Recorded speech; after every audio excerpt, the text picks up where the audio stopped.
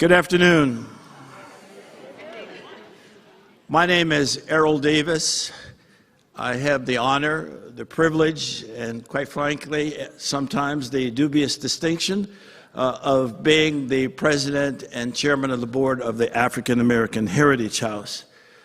The African American Heritage House, or the AAHH, as we struggle to say, is an organization that is informed by the African American experience. We are committed to strengthening Chautauqua. We do this by encouraging and welcoming diversity, fostering honest conversations, and adding new voices to the programmatic mix.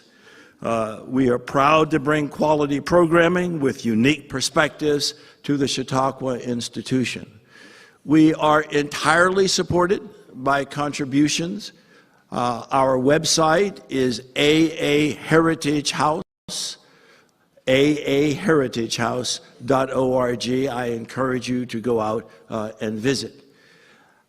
We are an organization that not only does programming, but we also do archival research. We believe very, very, very strongly that the history of the United States should be told correctly.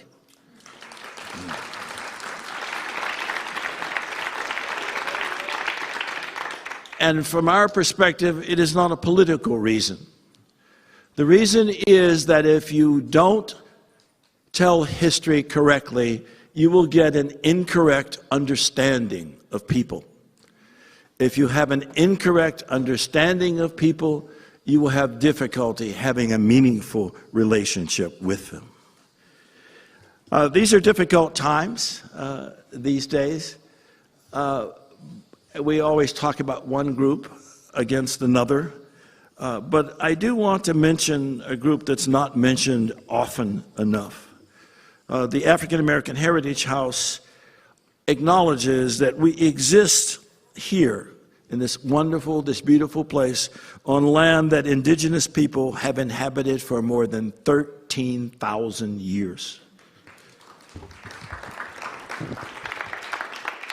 We lament the history of displacement of the Haudenosaunee people, in particular, knowing that we have become beneficiaries. We benefit from the violent theft of land every single day.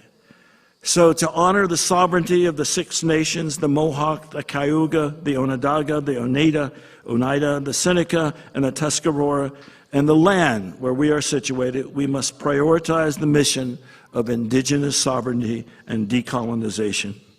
We need to advocate for just compensation for or for redistribution of land, as well as material support for those in the diaspora, and to continue to challenge the practices approaching colonization in the contemporary.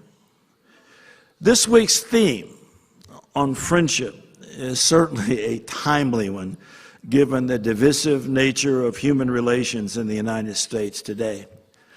Chautauqua Institution should be commended for its foresight in selecting this theme a year ago, although I doubt they had the foresight to anticipate what has happened in this country over the last year. Our speaker this week, the first of the season, is Mr. John T. Grant, who is the executive director of the Cricket Celebration Bowl, which is in essence the annual Super Bowl for historically black colleges and universities, or HBCUs, for those of you more familiar with the term.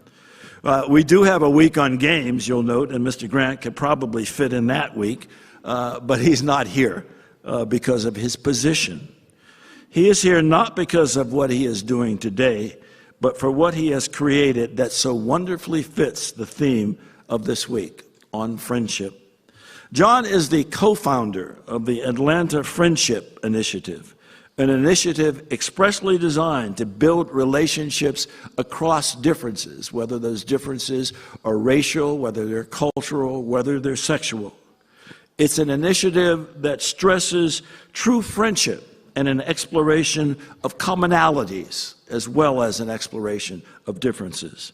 He and his initiative are working to create the world that we all want, a safe and peaceful world with harmony, equality, and dignity for all. I'm sure that you're going to enjoy his comments and that you're also going to reflect upon them. His comments will be followed by a moderated Q&A session if we get the computer up and running. If not, we will have an unmoderated session where you just raise your hand and I'll call upon you. But you should feel free to ask questions that may have been prompted by his remarks. You should also remember that there will be a Chautauqua dialogue at the AAHH house at 40 Scott Avenue, tomorrow afternoon to discuss the impact of his comments on you personally. I believe the time is 4 p.m., but check in the daily in the morning for the exact time. I do urge you to attend.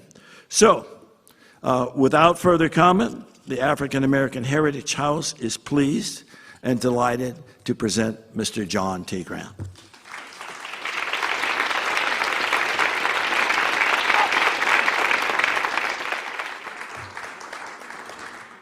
Good afternoon, Chautauquans, if I may use that term. I am humbled, truly humbled to be here with you today to talk about a subject that is important and critical to our humanity and to our well-being and to our creation or dissolution of societies. I stand here today on the shoulders of my great-grandfather, Augustus Grant, great-grandfather. So this is almost like last week. My great-grandfather was a slave. He was given as an endowment along with his mother Mary. He's owned by a family named Grant, and who the daughter married a young man named Flight, and they moved him and his mother from North Carolina to Virginia. I love to tell this story because it is a story of triumph and success. But little Augustus, as I can imagine, being moved to Virginia as a part of property like cattle and goats and everything else that we would own, grew up, as I would imagine, trying to find his way.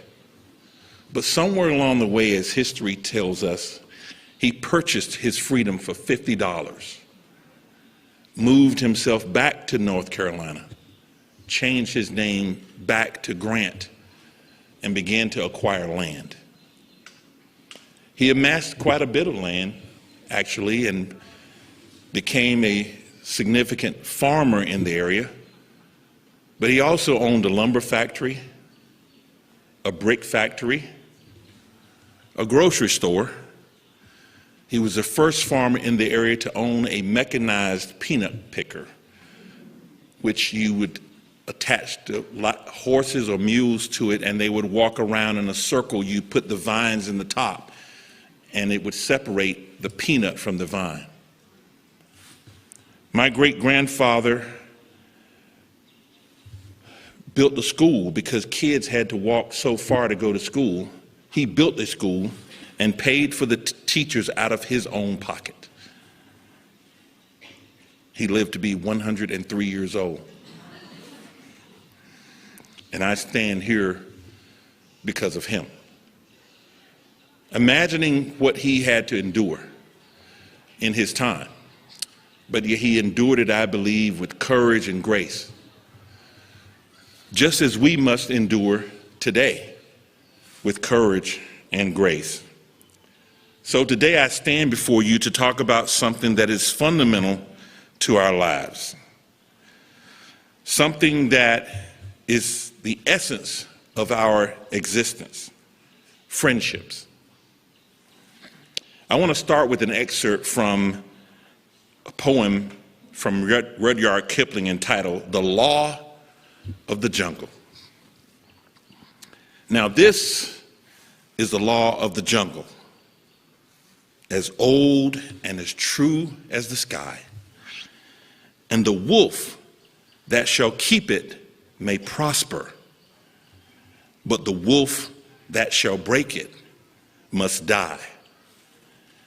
As the creeper that girdles the tree trunk, the law runneth forward and back. For the strength of the pack is the wolf, and the strength of the wolf is the pack. Just like the wolf, we humans are social creatures.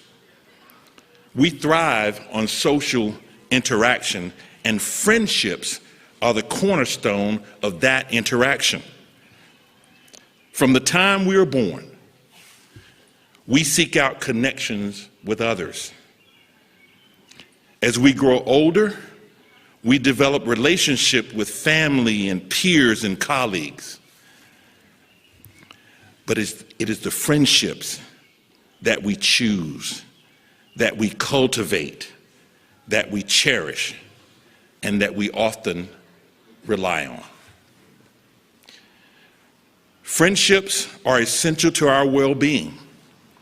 They provide us with emotional support, companionship, and a sense of belonging. They help us navigate the ups and downs of life, celebrate our successes, and commiserate in our failures. Friends are there for us when we need them, and they offer a listening ear and a shoulder to cry on when we are going through tough times. But the benefits of friendship go beyond just personal support. Friendships play a crucial role in connecting humanity. Connecting humanity. They help us bridge differences, break down barriers, and build communities. In a world that can often feel divided and polarized, friendships bring us together and remind us of our common humanity. Through friendships, we can learn about different cultures.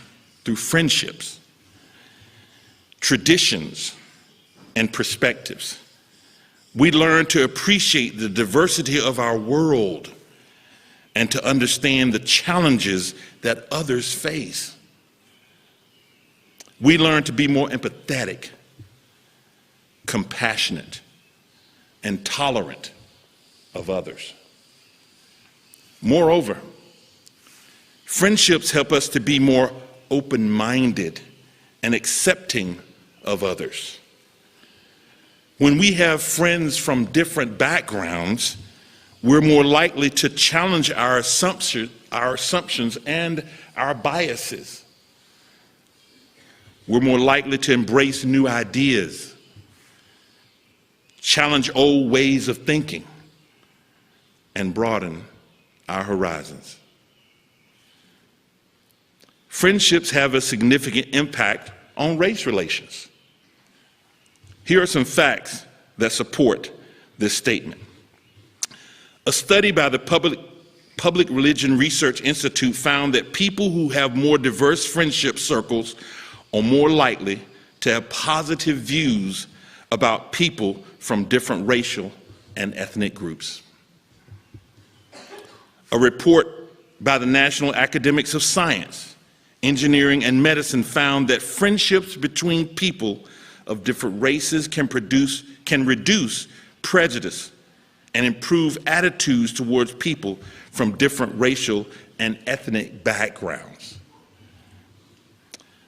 According to a study by the American Sociological Association, people who choose friends from different racial and ethnic groups are more likely to support policies that promote equality and reduce disparities. It goes on. A report by the Southern Poverty Law Center found that friendships between people of different races can help break down stereotypes and improve understandings between different racial and ethnic groups. The National Conference for Community and Justice found that friendships between people of different races can help reduce fear, mistrust, and prejudice toward people from different racial and ethnic backgrounds. Now, here are some consequences of a lack of diverse relationships. Limited perspective. Without cross-racial friendships, you may have a limited perspective on the world and miss out on opportunities to learn about different cultures, lifestyles, and experiences. Increased prejudice. Research has shown that people who have less contact with people from different races may be more likely to hold prejudiced attitudes and beliefs about those groups. Stereotyping. Without cross-racial friendships, you may be more likely to stereotype people based on their race and make assumptions about them that are not accurate or fair. The inability to empathize. Without cross-racial friendships, you may struggle to understand the experiences and perspectives of people from different racial backgrounds. This can make it difficult to empathize with them and connect with them on a deeper level. And finally, in this, missed opportunities. Cross-racial friendships can provide opportunities for personal and professional growth, as well as access to diverse social networks and experiences. Without them, you may miss out on these opportunities. How about limited social skills? That's a good one. Cross-racial friendships can help you develop social skills and emotional intelligence by exposing you to different communication styles and ways of relating to others. Without them, you may struggle to interact effectively with people from different backgrounds. So in summary, friendships can have a positive impact on race relations by promoting understanding, breaking down stereotypes, and reducing prejudice. By cultivating diverse friendships, we can work toward creating a more inclusive and tolerant society.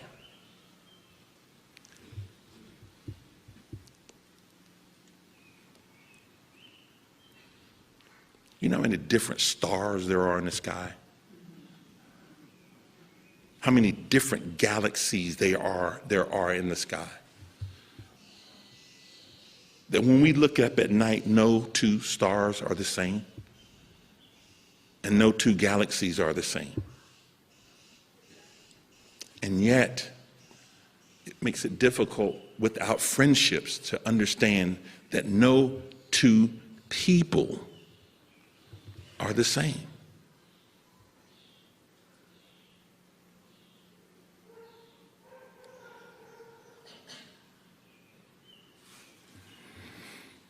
Therefore, friendships are essential to building a more connected and compassionate world. They help us to break down barriers, build bridges, and create a more inclusive society. They remind us that we're not alone, that we're part of something bigger than ourselves, and that we have a role to play in creating a better world. Isn't that why we're here? Isn't that why we were created? Isn't that why we exist? So how can we cultivate and nurture our friendships? Here are a few tips.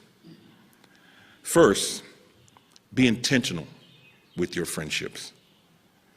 Make an effort to reach out to old friends, make new ones, with someone outside of your circle and maintain the connections that you already have. Secondly, be a good friend. Listen actively. Offer support and be there for your friends when they need you. When they need you. Be willing to be open and vulnerable. This is the foundational seed to true and authentic friendships. Thirdly, be open-minded and accepting of others. Embrace the diversity of our world. Challenge your assumptions and be willing to learn from others. In doing so, the greatest benefit is what you learn about yourself.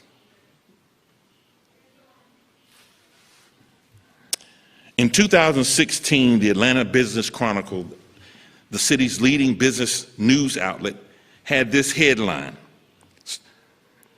2 Atlanta business leaders have launched a new effort, the Atlanta Friendship Initiative, aimed at bridging divides in our community.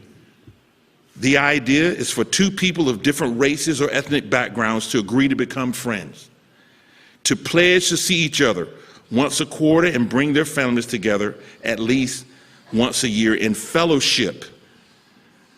The story continued as follows. In August 2016, Bill Nordmark, an Atlanta business consultant and former president of the Rotary Club of Atlanta, had become increasingly concerned about the state of race relations in Atlanta and incidents of violence between the police and citizens around the country. He reached out to John Grant, the former CEO of 100 Black Men of Atlanta, and asked if they could meet for lunch. And the story behind that is I was at a reception and this gentleman walks up to me that I did not know. He was a white male and he introduced himself, but he had signs of polio. He had polio when he was a child. Of course, I didn't know that at the time. And he said, hey, listen, I'd like to get together with you for lunch or something I'd like to talk about. And I said, sure, Bill, of course. We'll get together, shook hands, et cetera, and we go on our way.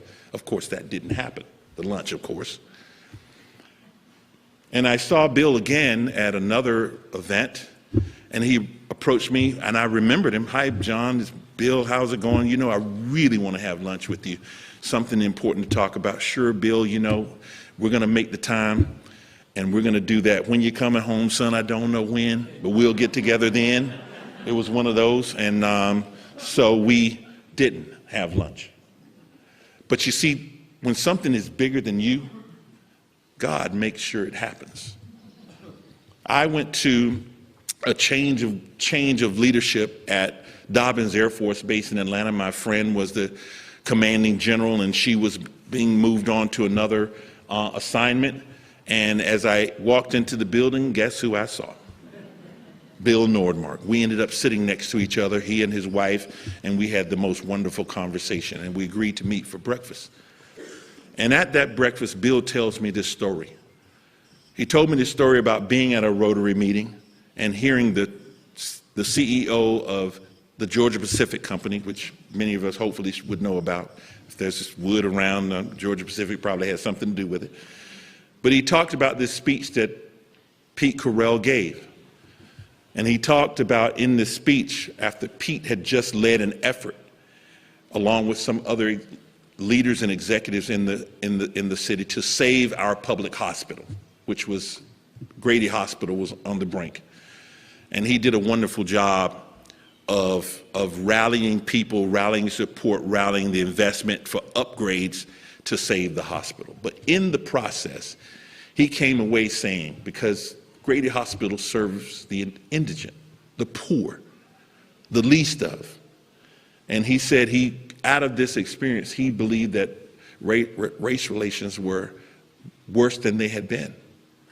And Bill heard that statement. And so his conversation with me was, we need to do something. And he said, I have an idea. I want to know what you think. And that idea was, how about pairing people?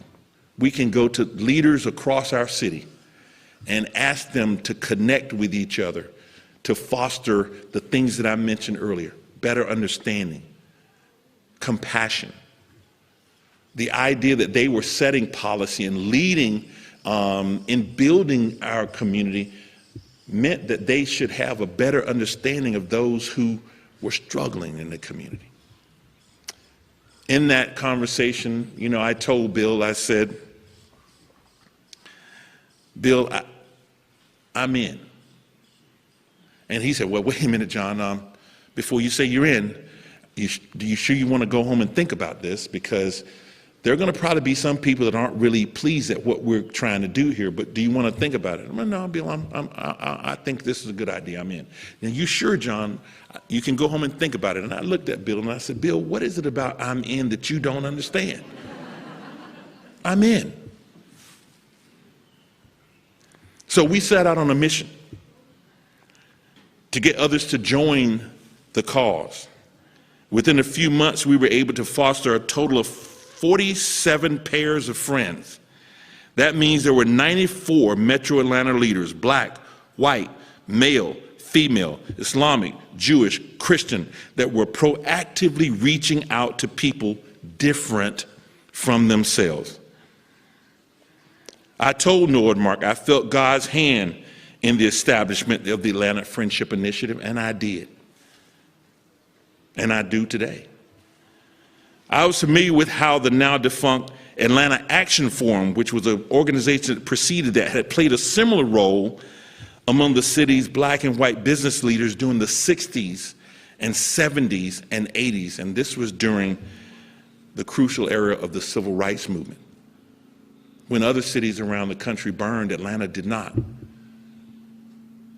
When there were riots in Los Angeles and Chicago and other places, Atlanta did not, because of the Action Forum and those men and women across the community who came together and met regularly to foster the understanding needed to maintain civility in a very difficult time. You know, Atlanta has changed today, however. The city has become more transient. Not very many leaders are based from there, and it's a global environment, so leaders of major corporations are now focusing on the world, which means the Atlanta Friendship Initiative is needed now more than ever. I've been encouraged by the response that we've had, encouraged by everyone that we've approached, because they have embarked on the idea and joined the self-directed initiative to build friendships across society's divide. Ed Baker, the former publisher of the Atlanta Business Chronicle, who is now with Georgia State's Robinson College of Business, had been talking with Bill about similar concerns for years. And you have to know Ed. Ed he's a historian of Atlanta. I mean, he can tell you, the evolution of leadership, which I love about listening to him, about how leadership has evolved in the city. And being involved with this and working with him was a joy for me. Ed is Jewish. And he was committed.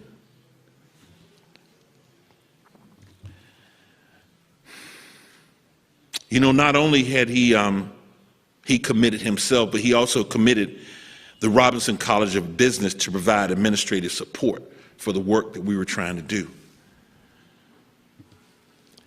Now, my relationship with Bill not only blossomed, but he actually became my best friend.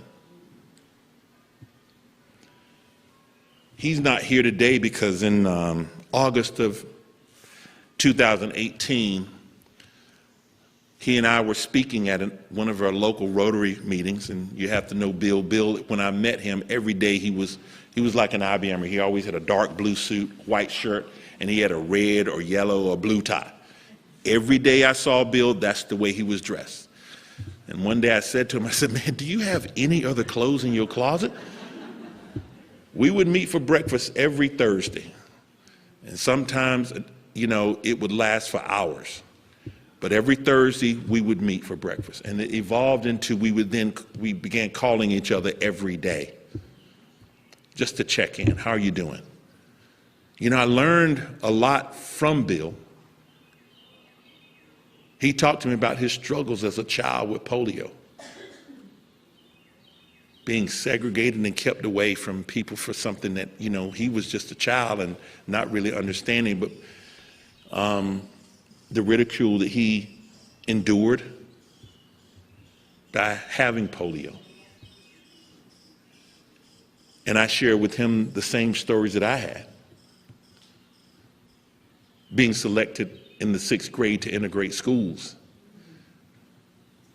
having to fight every day. Myself and 4 girls, I had to fight for them and fight for me, to having kids spit in a water fountain while you're trying to just drink water. I just wanted to go to school. I didn't sign up for it, but it was difficult.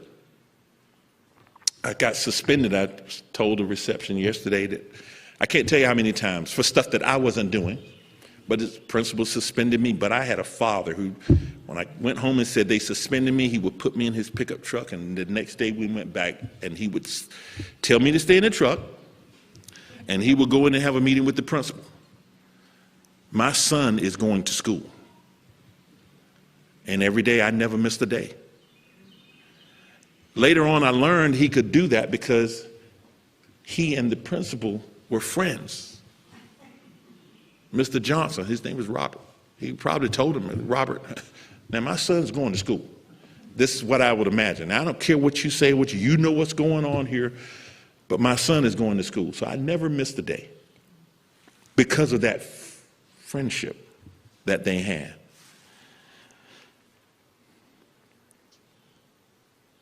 I mentioned in 2018, my friend Bill, I got a call. We had a meeting at a Rotary Club, and as we were leaving, Bill, I was walking to my car, he was getting into the elevator, and Bill had on this beautiful tan suit that day.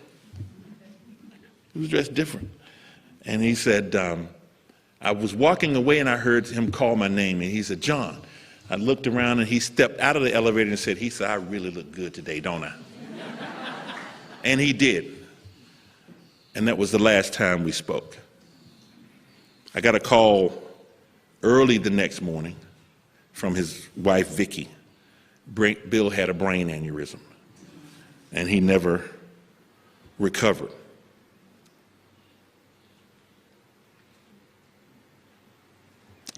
But as I went to the hospital to visit him, I had a chance to meet and engage with his son that he had talked about. I hadn't met him yet, though, but Bill Nordmark III. And today, Bill and I meet regularly, every Thursday, 7:30 a.m., and our breakfasts go on for hours. He is my best friend.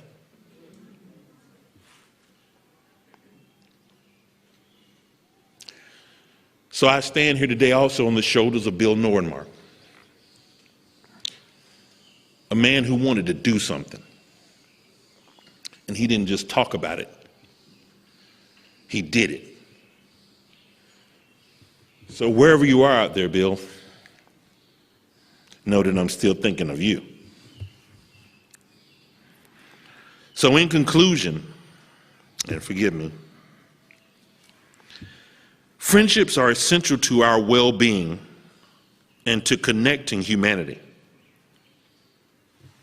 They provide us with emotional support, companionship, and a sense of belonging. They help us bridge differences, break down barriers, and build communities. So let us cherish our friendships. Let's cultivate new ones. And let's work together to create a more connected and compassionate world. The one assignment I'll ask of you and give you today is every day when you rise, ask yourself, what kind of human am I being today? I'm going to close with a poem that I love, and it's by the author's unknown. But it goes like this. You never know when someone may catch a dream from you. You never know when a little word or something you might do may open up a window to a mind that seeks the light. The way you live may not matter at all, but then again, it might. And just in case that it might be that another's life through you might just change for the better with a broader and brighter view. So it seems it must be worth the time to point the way to what's right. Of course, it may not matter at all, but then again, it just might. Thank you very much.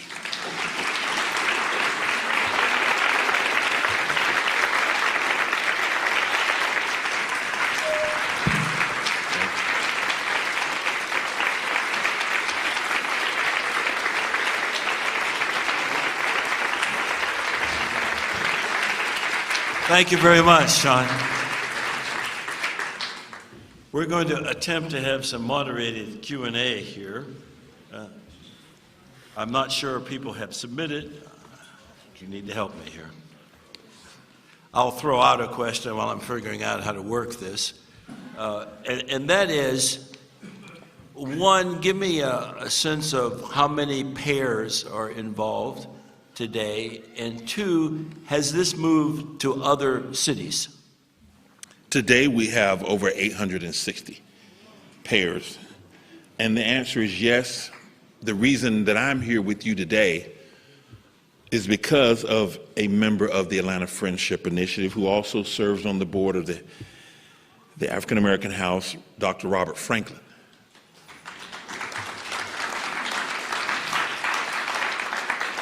Dr. Franklin was in Italy, and he sent me a text message telling me about what was happening here at Chautauqua, and that the conversation this week was on friendships, and that he believed that the Atlanta Friendship Initiative was something that deserved to be shared. And so in that sense, we have people that are traveling around the globe telling the stories of how easy it is and how important it is to have friendships. So you don't have to have, it doesn't have to be organized, it doesn't have to be this great entity that's strong. It's kind of like Chautauqua is here. It's kind of a loose feeling place where people can come and grow and learn together. And so yes, we're now in, that I know of, we're in 12 cities that I know of, and I'm sure this is going on in other places that I don't. I neglected, and this is a week one issue as well, to say that if you had questions and you want to transmit a question, it's questions.chq.org, and it will supposedly come up on this iPad. But since I didn't do that, if you have a question, please raise your hand, and I'll call on you. You have a question in the back, and then there's one up here in the front. Let me repeat it if everyone hasn't heard it. And the question is, has this process of pairing, and when you repeat questions, you get to paraphrase in the way you want it asked. Has this pairing process worked with younger people? The answer to that is yes, because we've taken it into colleges and universities. We've taken it into workplaces. We've taken it into churches and institutions, religious institutions. What we're finding is, specifically with the college-age students, man, they love this because it gives them a platform to connect beyond, what they do today is tweet and and TikTok and everything else. So we're excited about what we're seeing there, yes. Here's a question here. I have two questions. First of all, wonderful, wonderful presentation. Thank you. Have you encountered challenges in the logistics of this? The question, and again, I'm going to repeat it because there are people out here that can't quite hear you. Question number one is, have you encountered any challenges in the logistics of operating this program? Actually, no, because it's very simple and basic.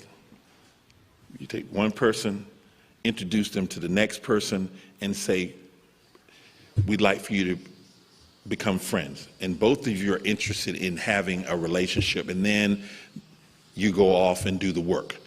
The challenge lies in the work that the people are willing to do to be a friend. Now, we throw the word friend around, you know, in our society very loosely to the point where it really doesn't have any meaning. Now, I have a lot of acquaintances, but I have probably less friends than I have on my one hand. A lot of acquaintances. And we found in this process that there were people who did business together. They interacted together, made decisions together, but didn't know each other. They weren't vulnerable with each other. They didn't open up to each other, and found that once they were able to do that, as I indicated in my speech, it's not what you learn about the other person. It's really what you learn about you. So imagine I stand here and I look at Lake Chautauqua out there. It's beautiful on the surface. And we look at people, and we often deal with people from the biases that we have on the surface. But underneath that lake, it is teeming with life. And all of that life exists in the same space. And it coexists in a way that creates the balance that this universe and our societies should have. The question we have to ask ourselves is, are we willing to do the work? Every holiday, I'll sit down and I send 500 text messages individually to people I know. Happy 4th of July. It takes me a couple of hours, but I'm willing to do the work. Because what it does when I see people, they, you know what, you always think of me on the holiday, and I do. But it requires the work. And so it doesn't work when people aren't willing to put the work into a meaningful relationship. I do, in fact, have a question that has come in online. And Oh, we have one. I'm sort of challenged by this. It's an age-appropriate challenge. The question actually has to do less with the program than more about yourself, and that is, how did you start working with HBCUs? And for those of you who don't remember what that means, that's historical black colleges and universities. It's a very good question, because I attended one. I attended North Carolina A&T State University, so my parents didn't go to college. My father had an 8th grade education, was the smartest man I knew and that I know now. My mother was, as far as the 10th grade, the most brilliant woman that I knew. And so they couldn't tell me about college, but I had a Sunday school teacher, Miss Adams, who brought brochures to Sunday school. So I never visited the campus. I went there looking at pictures and a brochure. And she talked to us about, what do you want to do in life? What are your goals? And then she would say, this is the place for you. And then she would help us register and help us do all the things necessary to get in. From that, I owe North Carolina A&T, because I owe the professors and the counselors and everyone who, when I was there, my parents took me and dropped me off, and they couldn't give me instructions on what to do. They gave me a quilt handmade by my grandmother. My dad gave me a few dollars, and he gave me one piece of advice: son, do not get into trouble. And they left. But I had counselors who said, we will not let you fail. And they built community around me. And that's where I learned the understanding and the importance of community and friendships. Because when I was hungry, hey, come over to the house. When I needed to talk to someone, hey, come by my office and just sit and talk to me. And that had to be about class. How are you feeling? So that was ingrained in me, that if the institution could give that to me, then it's important for me to do all I can to enable it to do more for others. Thank you. I have another question. No comment. Working with Bill, did you have any disagreements where you either couldn't continue at the time or threatened your relationship? That's a very good question. And the answer, just like in any relationship, the answer is yes. I'll give one example, story. I told it yesterday. We were leaving the Atlanta History Center. Bill is conservative. He was a conservative. I'm more independent, if you're talking about political views. But we could talk about the things that we agreed on and disagreed on. But on this particular instance, we were leaving, and out of the blue, he said, President Obama's a Muslim. And I stopped and I said, how do you know that? He said, well, no, Bill, how do you know that? Not what you read, not what you heard. How do you know that? And we spent an hour and a half in the parking lot on a conversation where he said, you know what? I don't know that. And unless you know that, then you don't have a basis for making that statement. And you don't know that. Why? Because you don't know him. And neither do I. So to answer the question, the answer is yes. However, we had a commitment to our friendship that took us past any disagreement that we may have, because the friendship was more important than arguing over a point of view. Next question is that you mentioned the numbers that you had. Is there a failure rate that you note? Yes, there is. It's very, very small. We do have to, on occasion, repair people, but it's not necessarily because people don't get along. It could be something as simple as geographic. A person's life situation changes, and so they don't have enough time to invest in the relationship at that moment, especially when you're trying to build it in the beginning. So we find that those are the primary reasons why a relationship may not work, not out of desire, but out of extenuating circumstance. So what we learned was we had to create opportunities where geography wasn't as an issue. So in Atlanta, it's very spread out. You can't be have someone on the south side trying to have a relationship with someone on the north side. That's almost 45 minutes to an hour away. So we realized we had to put people more geographically close together. But yes, we do on occasion have that. Here's a question that says, do the friendships also offer professional mentoring as part of the program, or does it encourage it? Yes, it does. A big part of, when you want to be somebody's friend, I don't have to teach you how to do that. You have to want to do it. You have to want to do it. You have to be intentional about it. If you want to pick up, I said one of the speeches earlier about, maintaining, and there's a lot of studies and statistics and data and all that, which is well and fine for people who study that. But at the end of the day, I've got to want to get to know you. I've got to want to send you a text message as, where is she in here right now? It's been texting me all day today, and we've been back and forth. Where is she? Where is my friend? I don't see her right now. There you are. Right here in front of me. When we just met yesterday, just yesterday, and already the foundation of a connection. And this is someone that I already know that I'm going to build a friendship with. Because you know why? She was doing the work.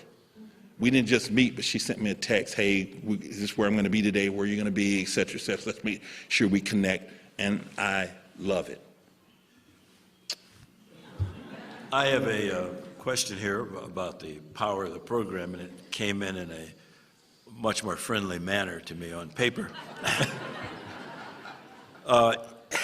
Is there hope for senators and congressmen to become friendly and to cooperate once again? And if so, can you give them any guidance? One thing I didn't say about the Friendship Initiative is we're apolitical. We really don't, and we haven't gone after people in public service to do that, to avoid the politicalization of, the intent of this organization. But to answer your question, that direct question, which is a good one. See, I oftentimes believe that a lot of those people are friends. They posture for their constituencies, but when the cameras are off, they're having dinners and drinks, and understanding what it is, and but our elected officials are not the issue. We are. We're the issue, because we abdicate our democratic rights to someone else. And when you do that, you get what we have, because we're not engaged. We don't teach civics in school anymore, which was the worst thing that this country could have ever done, was take civics out of the school. When you dumb down your citizenry, when you dumb down the citizenry, and we have done an effective job of doing that, then you have a disengaged citizenry, and then democracy becomes threatened. A strong democracy is rooted in an educated citizenry, an engaged citizenry. So whatever's happening, we deserve it. Let me repeat because I'm crossing a line here, but I may be, so forgive me. Whatever's happening, we deserve it.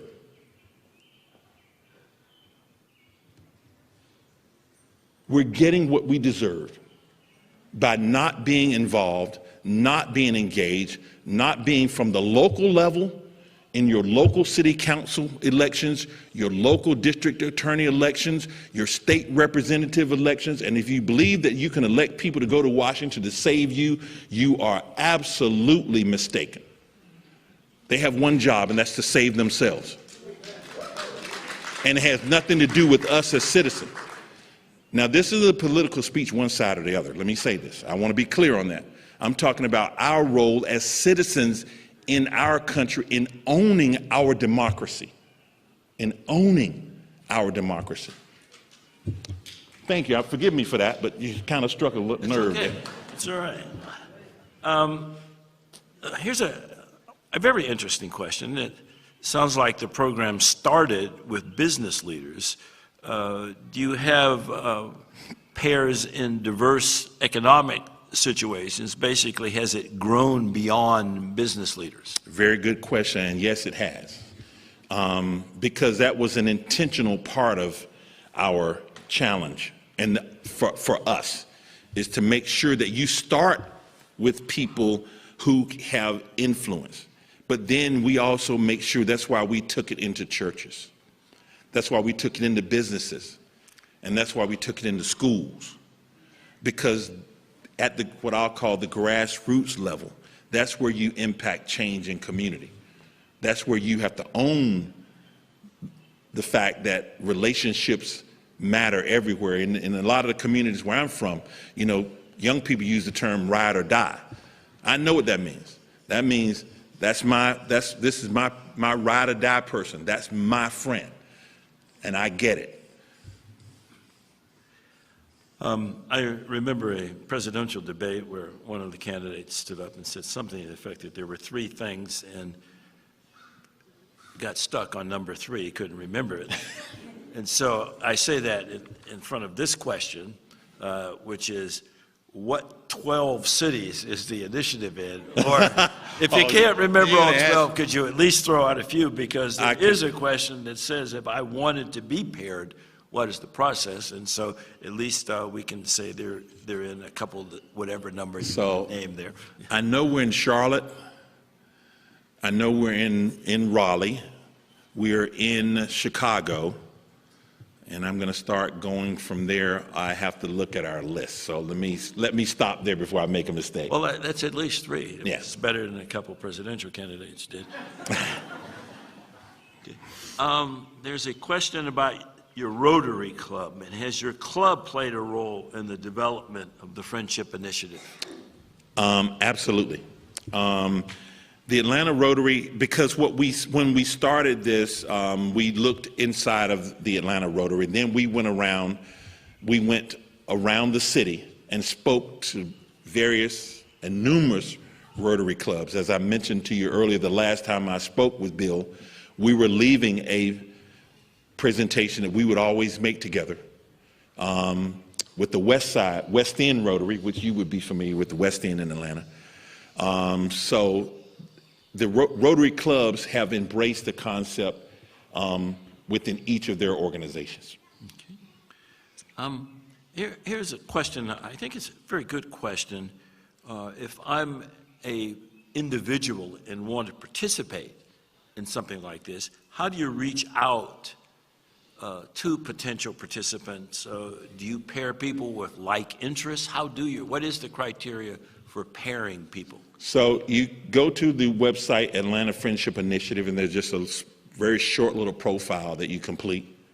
And then we have a committee that sort of goes through those and try to meet those criteria I mentioned before, starting with geography, starting with diversity. So we want to make sure that diverse is ethnic, it's racial, it's religious, it's sexual, whatever the case may be. But the idea is that we help people who foster getting to know someone that's outside of your norm, outside of a circle you might just go into every day. Here's a really good one, and I don't think it's about marriage. But the question says, what should you do when longtime friends do not want to be vulnerable with you, even when you have been vulnerable with them? They're not a friend. There's only one way into doing these things. There's only one way to live a good quality life, and there are certain universal principles and values and so forth to assure that in how you engage with other people. But if you're engaging with someone that's not engaging back with you, then they're an acquaintance. They're not a friend. Let me build on that. And these are great questions that are coming in. I'm troubled by the fact that I only have friends in my own racial group.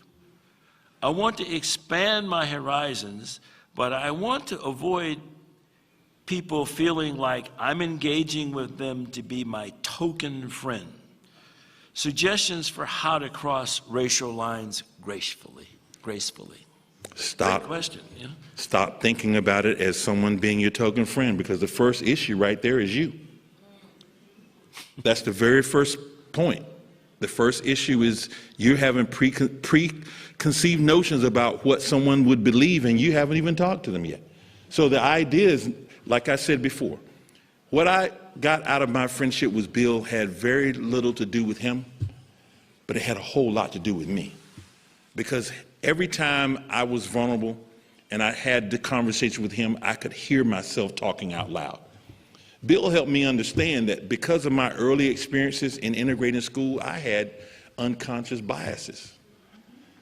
So I knew a lot of people, had acquaintances with a lot of people, but because of that bias, I never let them become a friend. And he challenged me on that. He challenged me to go into my own self, and I had to look at it and understand, where did I pick these biases up from? And as I talked about my experiences, he would say, so does that still reside with you today? That was a question. I'll never forget he asked me that. And I told him he said, does that still reside with you today? And my first thought was, well, no, I don't think so. Then he said, really? And then I had to really think about it, and it did. Didn't mean I couldn't work with people. I just never let them be friends. And he broke me through that. And I'm forever, eternally grateful to him, because it allowed the door to open for me to have other friends. I am in the position of now having far more questions than we have time. It's a wonderful position to be in. I apologize for those of you whose questions will not get addressed. Can I interrupt for 1 second? Because I've got to have one question here. Look, you were going to ask something, and oh, you already gave it.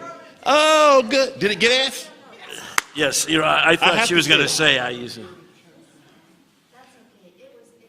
Thank you so much. I think you have probably opened up a lot of minds and hearts. Thank you.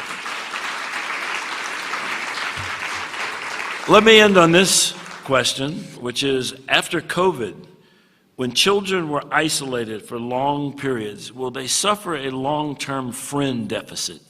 Is there a way to help them compensate? That is a brilliant question.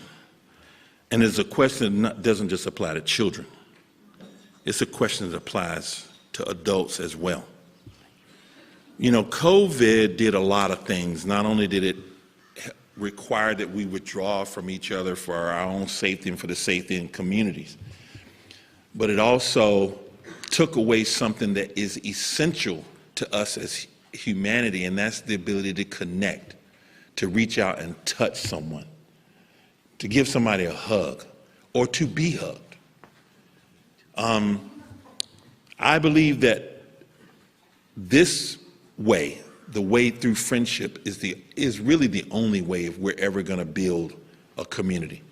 And children have to see what we want them to be. If they don't see you doing it, they don't think it's important, and so therefore they won't do it. And Errol, whoever asked that question is so spot on, because now more than ever, I think in the history of humanity, you look at what's happening around the globe, you can't have wars if people are truly connected and understanding of each other. We can't bomb our way to civility. It'll never happen. All you're doing is creating further dissension and hatred because of an unwillingness to reach out and understand the difference and find something common, because we all have things that are in common to us. We do. We want love. We want compassion. We want understanding. We want the best for our children. And then the things that we need food, we need shelter, and those things that we need. But our wants and the things that we have to have in order for civility to exist is embedded in the friends that you make and the diversity of those friendships. You won't learn anything about yourself talking to people just like you. What a great opportunity for us. What a wonderful time for us to be in. What a great responsibility we have for the continuation of society and for the evolution of humanity right here on our watch. On our watch. So, what are we prepared to do? What are we prepared to do? John, let me thank you very much for your remarks.